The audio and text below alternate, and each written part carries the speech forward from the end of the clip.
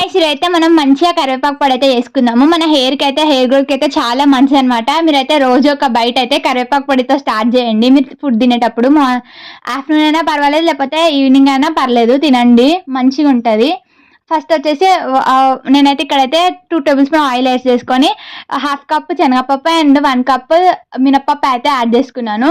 Next వచ్చేసి 10 వరకు ఎండుమిర్చి అయితే యాడ్ చేసుకున్నాను. నెక్స్ట్ వచ్చేసి ఈ ఒక 3 కట్టలు అనుకోండి కరివేపాకు అయితే మంచిగా దూసుకొని ఇందులో యాడ్ చేసుకొని దించేటప్పుడు అందులోనే కొంచెం జీలకర్ర 1 టేబుల్ స్పూన్ జీలకర్ర యాడ్ చేసి దింపేసినాను.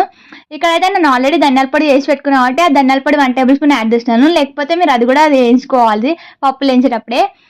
తర్వాత ఇందులో అయితే 1 టేబుల్ స్పూన్ పసుపు కూడా యాడ్ చేసుకొని మంచి చింతపండు యాడ్ చేసి ఒకసారి బ్లెండ్ చేసినాక ఇందులో అయితే ఉప్పు యాడ్ చేసి బ్లెండ్ చేసినాను. ఆ తర్వాత అయితే కొంచెం ఇంగువ యాడ్ చేసేసినాను.